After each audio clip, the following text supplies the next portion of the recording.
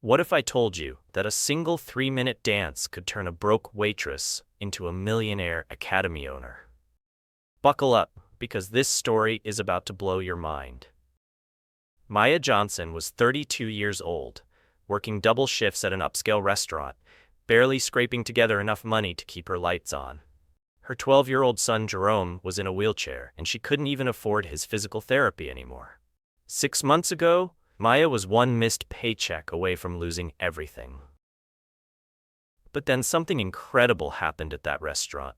Something that started with a billionaire father, his disabled son, and one moment of pure human kindness that broke every rule Maya had ever been taught to follow. Fast forward 6 months, and Maya is standing on a stage in front of hundreds of millionaires and celebrities, wearing a designer gown worth more than her old monthly salary. She's holding golden keys to her very own dance academy, tears streaming down her face as she says these exact words. 6 months ago, I was serving tables, wondering if I'd have a roof over my head tomorrow. Today, I'm opening doors for dreams that I thought were buried forever. In the front row sits Jerome, her son, still in his wheelchair, but now decorated with colorful dance ribbons, crying tears of joy as he watches his mother achieve the impossible. But here's the part that will give you chills. None of this fortune, none of this success, none of this transformation happened because of money or connections or luck. It happened because Maya made one decision that lasted exactly 3 minutes and 27 seconds. A decision that cost her everything she had, but gave her everything she'd ever dreamed of. The billionaire father who witnessed that moment? He was about to learn that the most powerful force on earth isn't money. It's compassion. If you want to discover how one dance step created a miracle that will restore your faith in humanity, you absolutely need to subscribe right now, because this story proves that kindness always wins in the end. Hit that subscribe button, because you're about to witness something extraordinary. But first, let me ask you this. What would you risk to give someone else a moment of pure joy? Because Maya risked everything, and what happened next changed 2 families forever. This is how one moment changed everything. Let me take you back to where this incredible journey began. Meet Maya Johnson, a 32-year-old black woman whose life was hanging by a thread. Every night, she dragged herself home from Bella Vista, one of the city's most exclusive restaurants, her feet screaming in pain after another 12-hour shift serving wealthy customers who barely acknowledged her existence. But Maya wasn't always a waitress struggling to survive.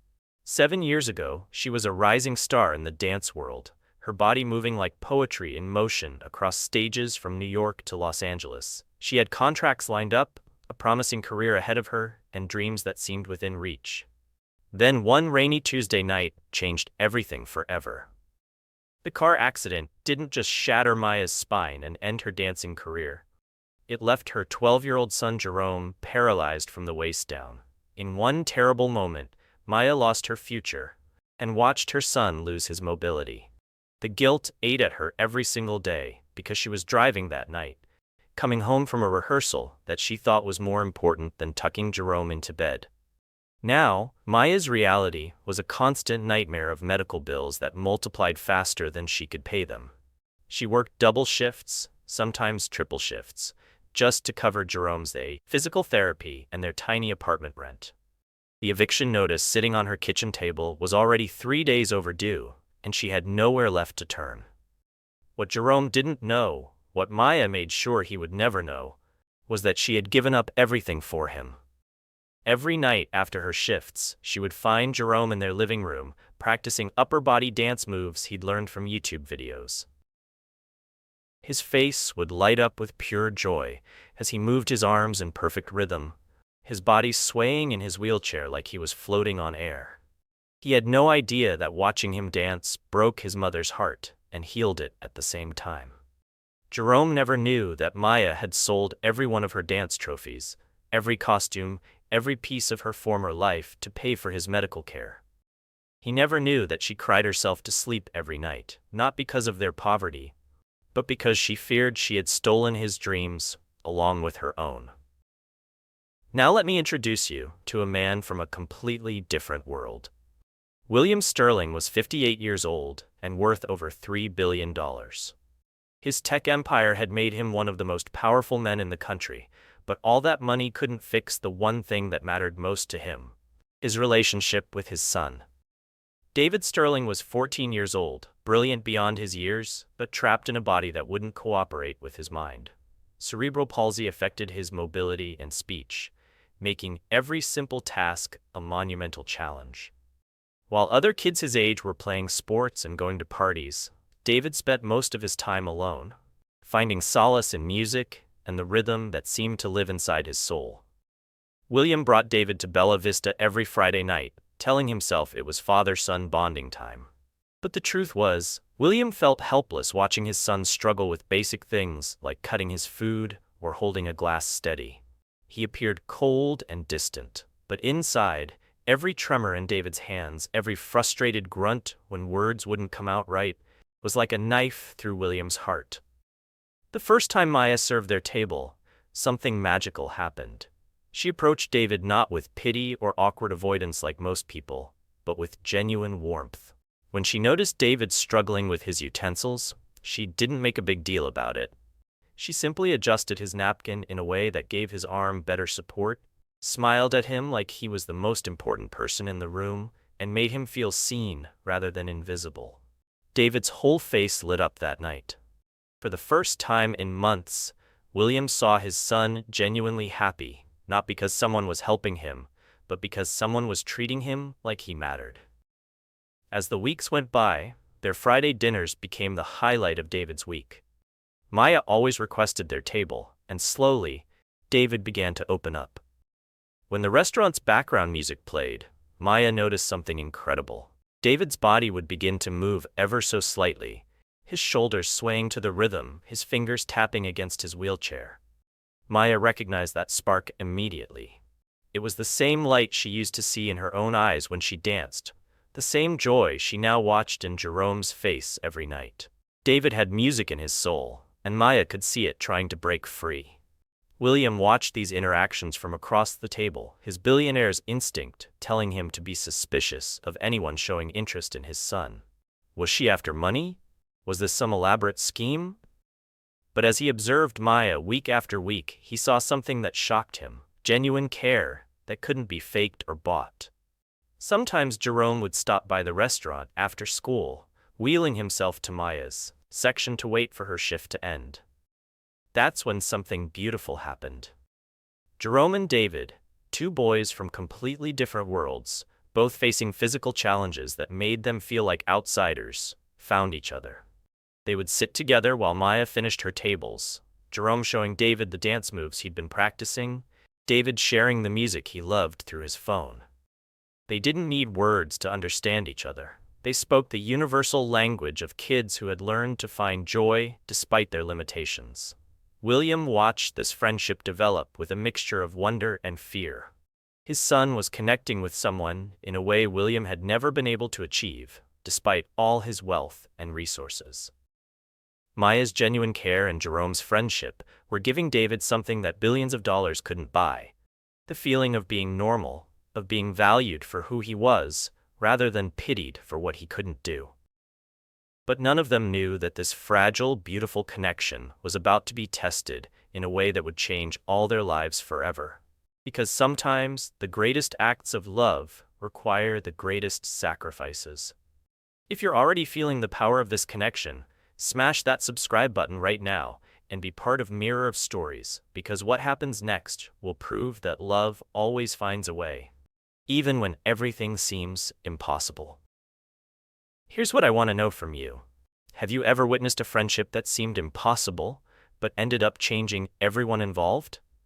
Share your story in the comments below or from where you're watching. Possible your neighbor is next to you, because Maya, Jerome, David, and William are about to show us that the most unlikely connections often create the most beautiful miracles. 3 months into their Friday night routine, everything was about to change. It was live music night at Bella Vista, and the restaurant had cleared a small area where couples could dance to the soft jazz melodies filling the elegant dining room. The atmosphere was romantic, intimate, with dim lighting casting golden shadows across the polished floor. David sat at his usual table, but tonight was different. As he watched couple after couple glide across that small dance floor, something broke inside him. Tears began streaming down his face as he witnessed something he believed he would never experience: the simple joy of moving with another person to beautiful music. His brilliant mind understood every nuance of the rhythm, every beat that pulsed through his soul, but his body trapped him in his wheelchair like a prison. Maya had just finished her grueling 8-hour shift. Her feet were killing her, her back ached, and all she wanted was to go home to Jerome. But as she walked past David's table, she saw those tears glistening in the candlelight.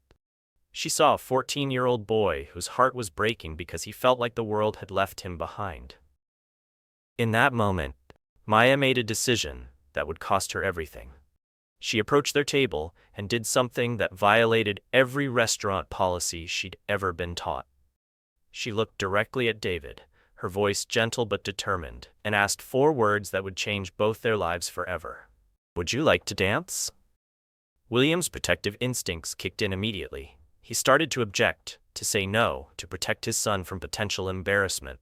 But then he saw David's face. The pure, desperate hope that lit up his son's eyes stopped William cold. For the first time in years, David looked truly alive. Maya didn't wait for permission. She moved to David's side, helped him from his wheelchair with the grace of someone who understood bodies and movement and limitation.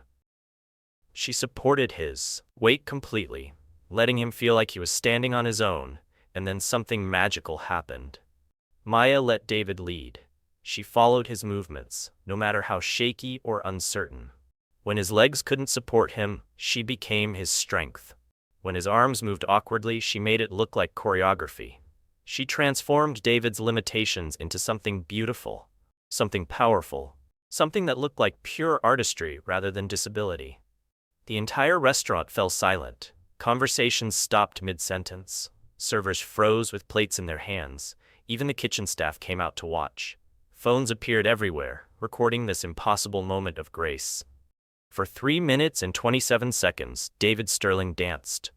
His face radiated joy so pure, so complete, that grown men in the restaurant began crying. Maya moved with him like they were floating, like gravity had released its hold on both of them. In that moment, David wasn't disabled. He was magnificent.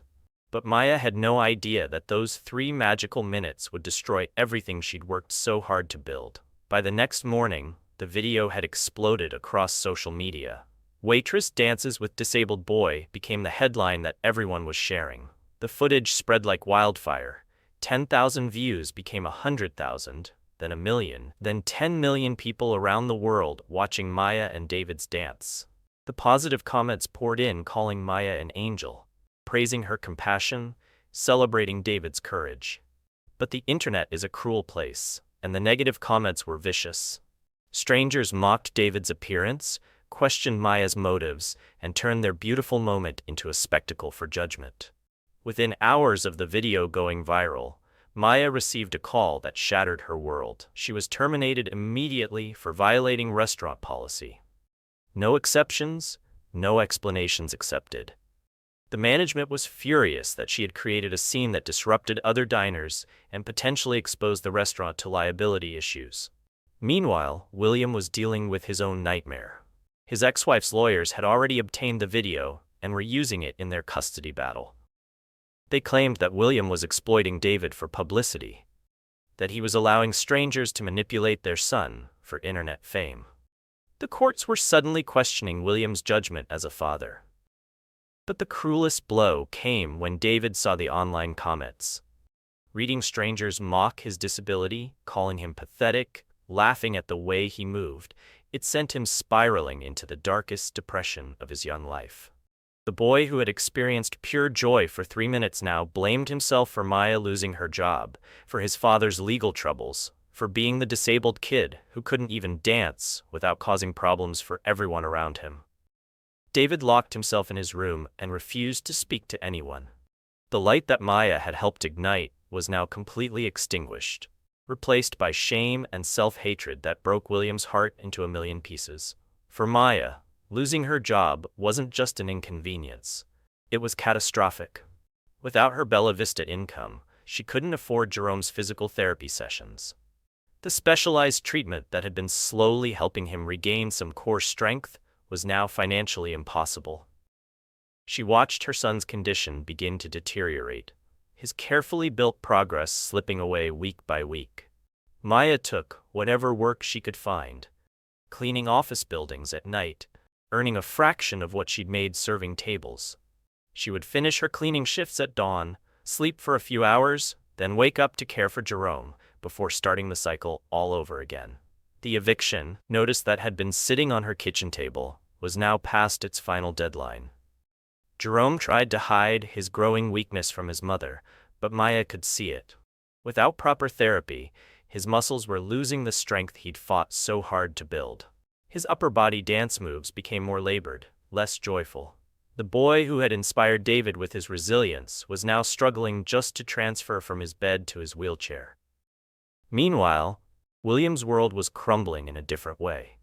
David's silence was deafening. The sun who used to light up when they went to Bella Vista now refused to leave his room. William had lost not just his Friday night tradition, but any connection he'd managed to build with his son. Desperate to understand what had gone so wrong, William began researching Maya's background. What he discovered left him stunned. This wasn't just any waitress who had shown kindness to his son. Maya Johnson had been a professional dancer, a rising star whose career was destroyed in the same accident that disabled her son. She had given up everything, her dreams, her career, her entire identity, to care for Jerome. William realized that when Maya danced with David, she wasn't just being kind to a disabled boy. She was sharing the one piece of herself she had left, the one thing that still connected her to who she used to be.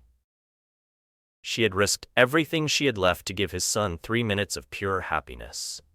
By the time William put all the pieces together, it was too late.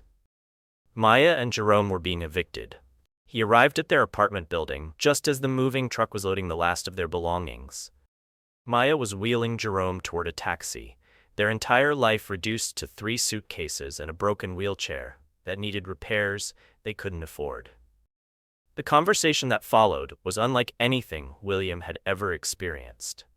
Maya was defensive, exhausted, and convinced that this billionaire had come to blame her for his son's depression, or maybe even threaten a lawsuit. She had lost everything for showing kindness, and now she expected the final blow to come from the one person she'd tried to help. But William surprised her with 4 words that neither of them saw coming. "I want to help you." Maya stared at him in disbelief. Help her?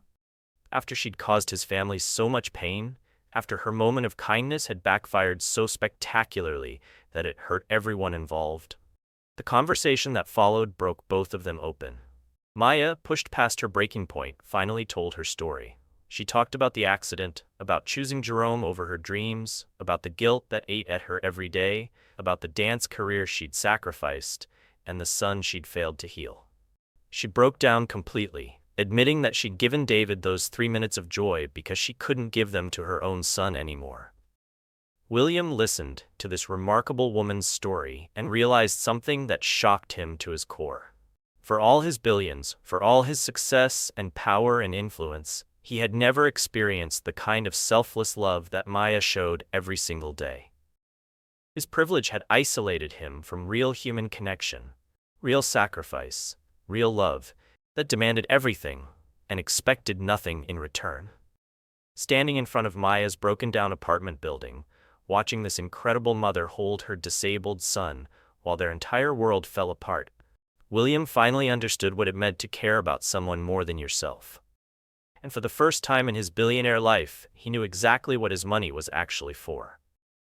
If this story is hitting you in the heart, you need to subscribe and be part of Mirror Stories channel right now, because what William does next will restore your faith in humanity and prove that sometimes the greatest gifts come from the most broken places.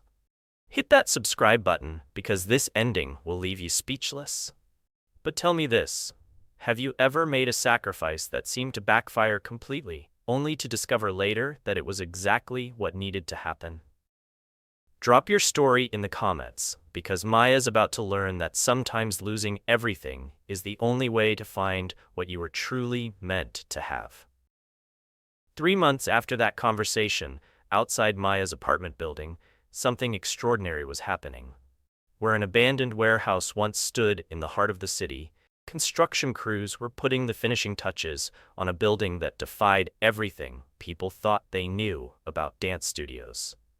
The Sterling Johnson Adaptive Dance Academy wasn't just a building, it was a revolution. Every inch of the space was designed for bodies that moved differently. Ramps curved like graceful waves between dance floors.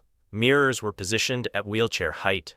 Sound systems included visual elements for deaf dancers. Support bars were disguised as artistic installations. This wasn't accommodation, this was celebration.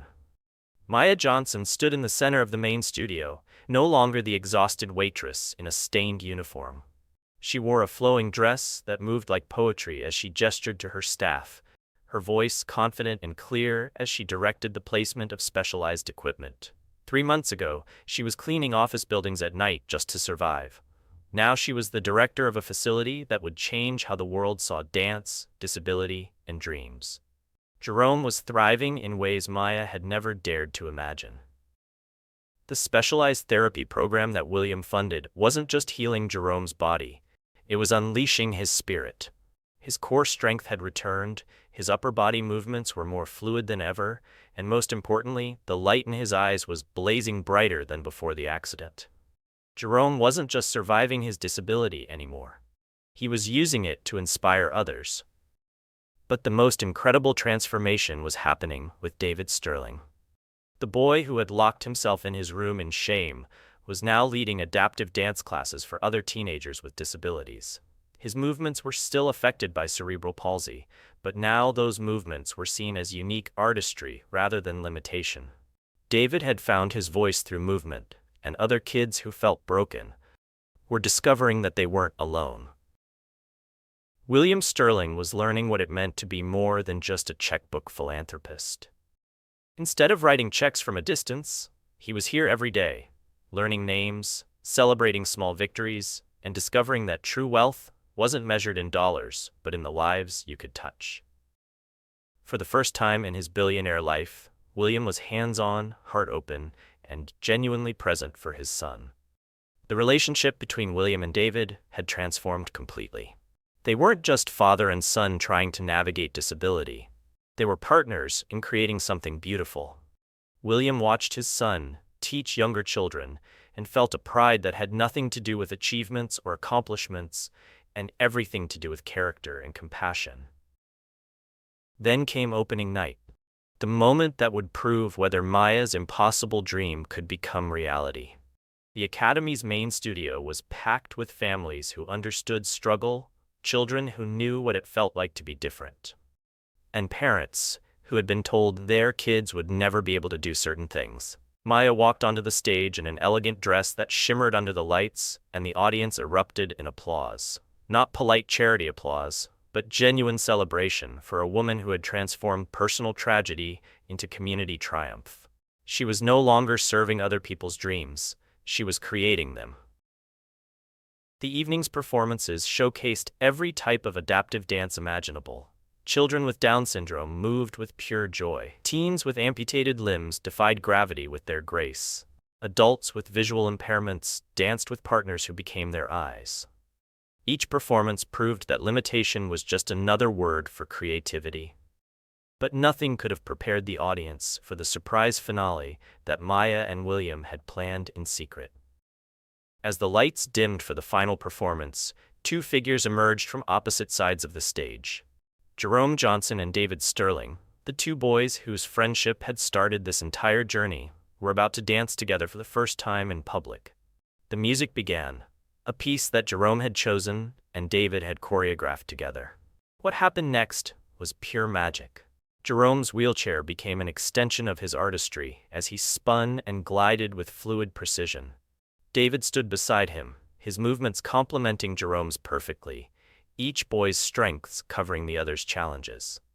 They weren't dancing despite their disabilities, they were dancing because of their unique perspectives on movement and rhythm and joy. Jerome led when David's muscles tensed up. David provided stability when Jerome needed to transfer positions. They had created something that neither could have achieved alone. A duet that celebrated difference rather than hiding it. The audience was on their feet before the music ended. Parents were crying, children were cheering, and even the hardened construction workers who had built the academy were wiping away tears. This wasn't just a dance performance, it was a declaration that every body has beauty, every movement has meaning, and every dream deserves a chance to breathe. In the front row, William Sterling was crying openly as he watched his son perform with confidence he'd never seen before.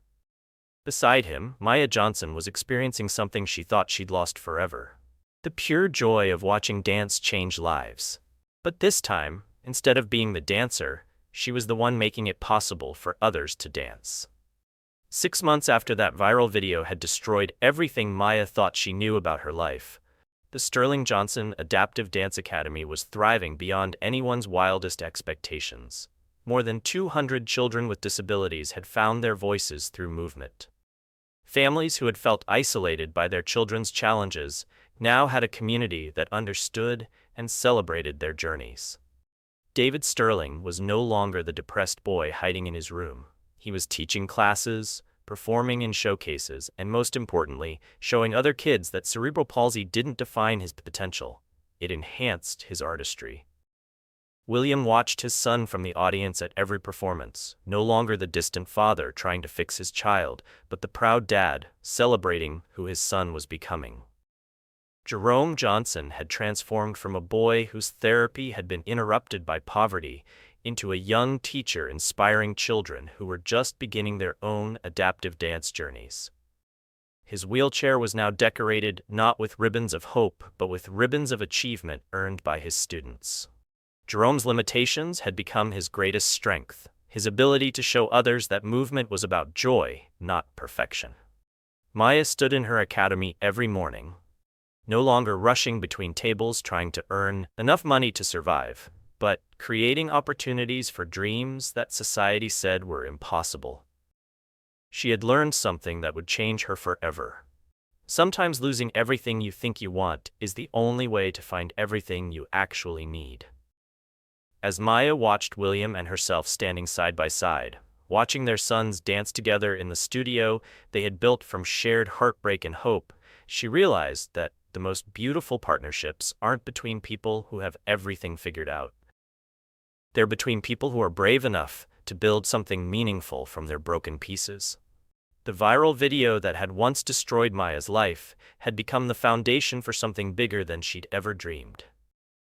That 3-minute dance with David hadn't cost her everything. It had given her everything that actually mattered: purpose, community, the chance to turn her pain into other people's possibilities. In the end, Maya discovered that the greatest dance wasn't the one she performed on stage as a professional. It was the dance of resilience, of choosing to see challenge as choreography, of transforming limitation into liberation. And the most beautiful part? She wasn't dancing alone anymore. As this story moved your heart and restored your faith in the power of human kindness, you absolutely need to be part of this growing channel subscribers right now. Because stories like this prove that miracles happen when ordinary people choose extraordinary compassion. Hit that subscribe button and share this video, because the world needs to know that love always wins, even when everything seems impossible. Before you go, I need to ask you this. When was the last time you saw someone turn their greatest pain into their greatest purpose? Share your story in the comments below, because Maya and William's journey proves that sometimes our worst moments are actually the beginning of our most beautiful chapters.